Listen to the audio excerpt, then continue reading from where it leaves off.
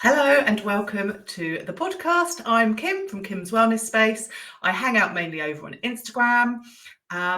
Welcome. Today is going to be a relatively short one. I know these ones are quite short at the moment compared to when I have my guests on. But I still think it's important and it's easy for you to fit into your day, isn't it? Let's face it. So today, this is coming to you in the beginning of February. I recorded all these in January because I'm currently exploring the world and having great fun, which I will tell you more about when I'm back. For those of you that know that we have dogs, we have house sitters, so the dogs are fine.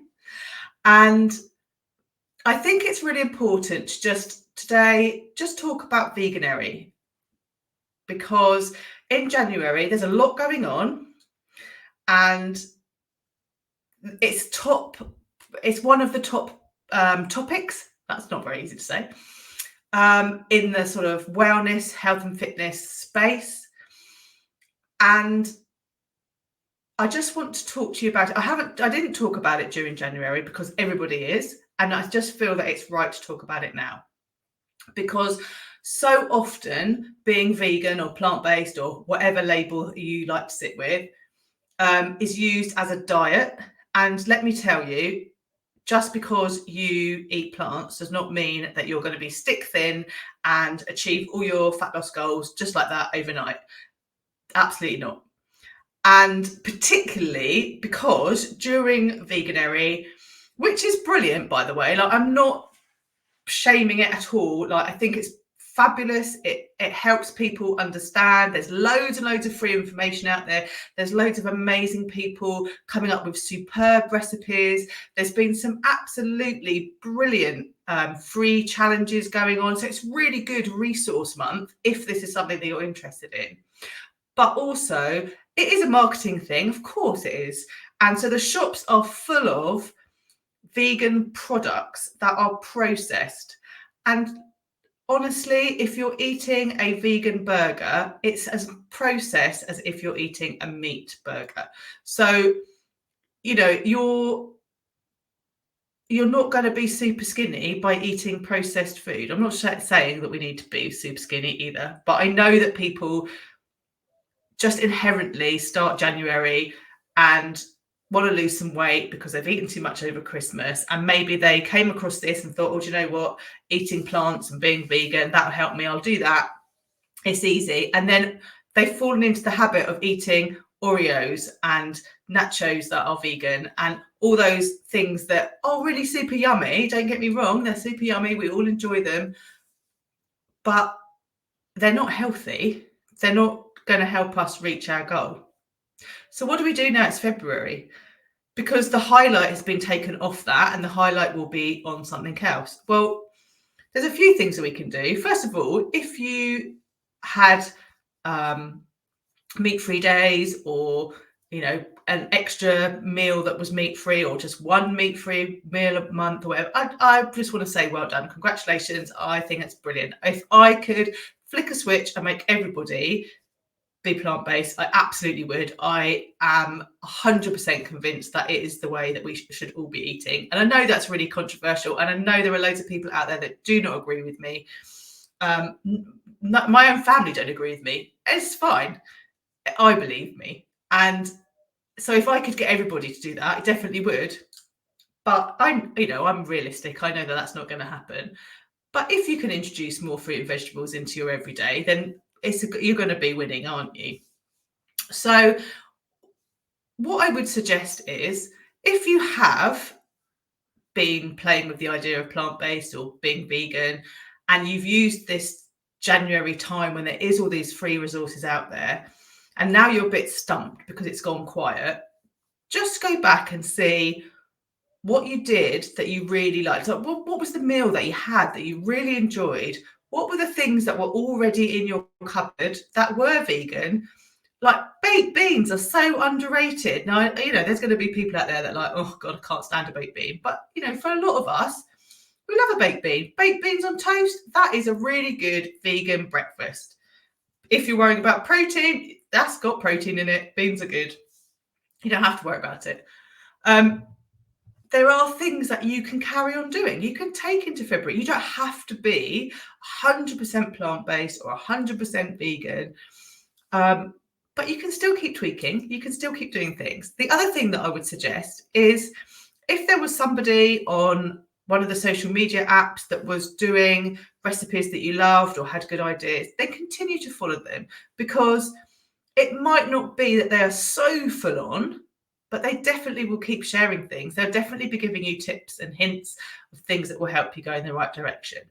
I would also really encourage you to maybe drop the processed and just go for more vegetables, more fruit, more beans, pulses. And just don't be put off or scared. Like, just because the month's finished, it doesn't mean that you have to stop. It's a bit like dry January, which also is quite difficult for me to say today.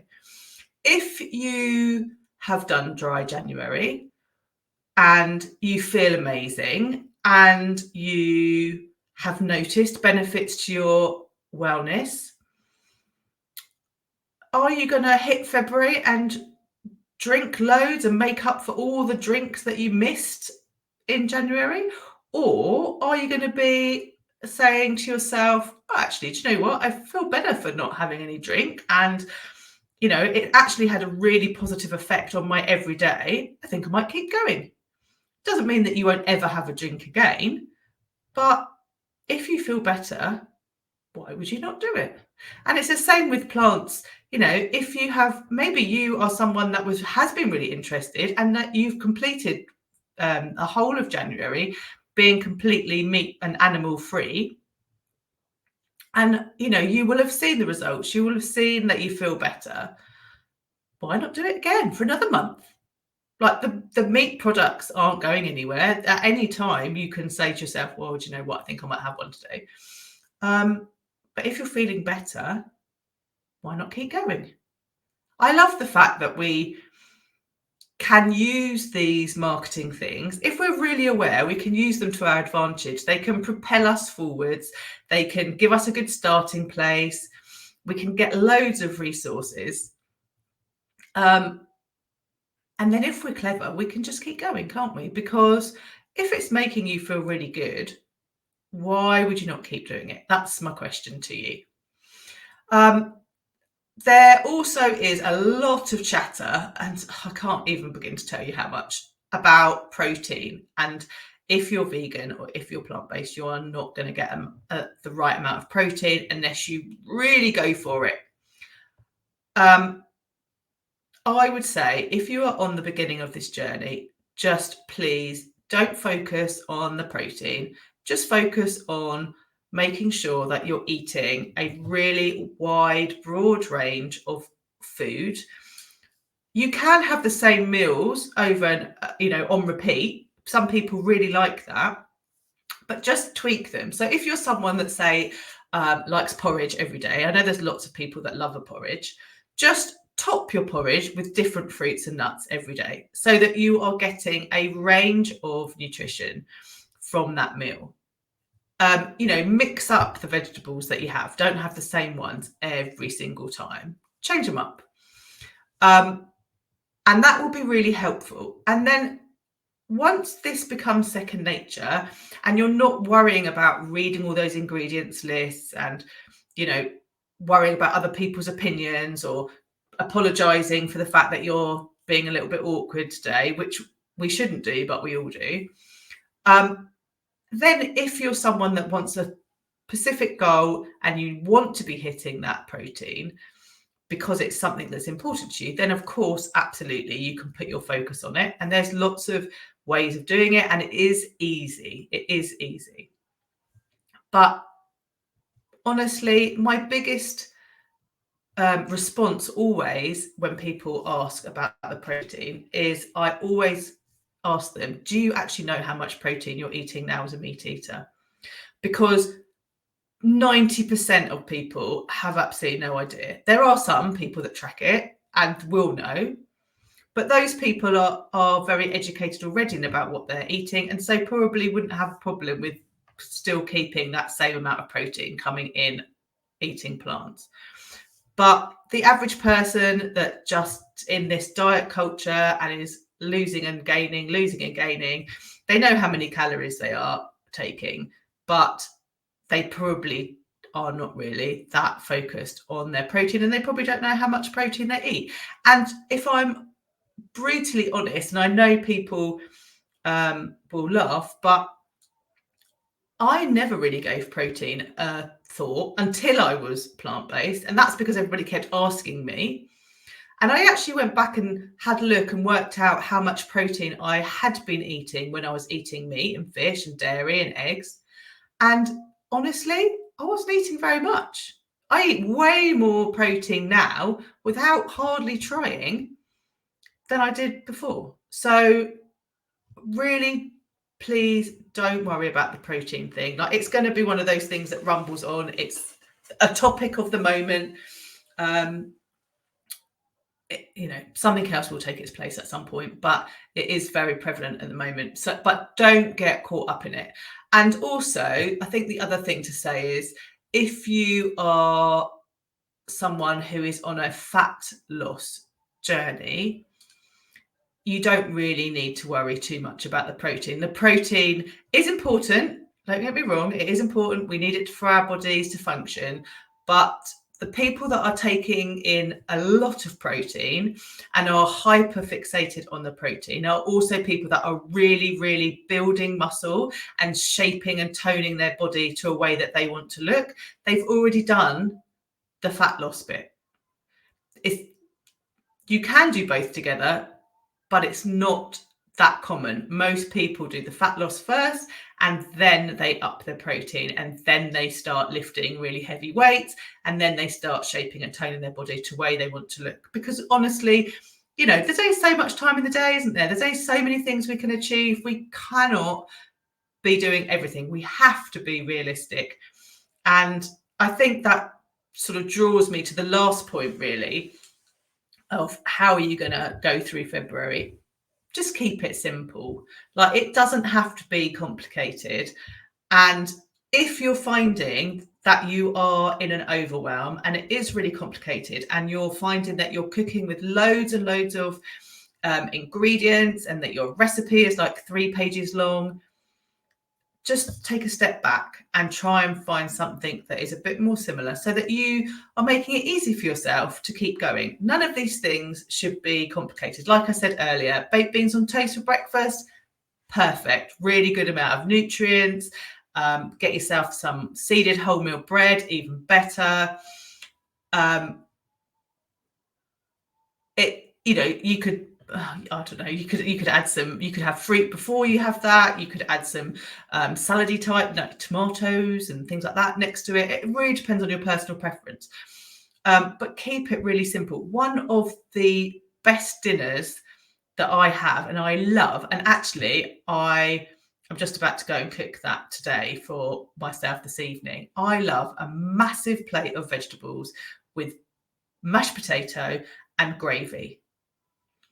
It's lovely. And the vegetables that I do it in I steam roast them in a bag.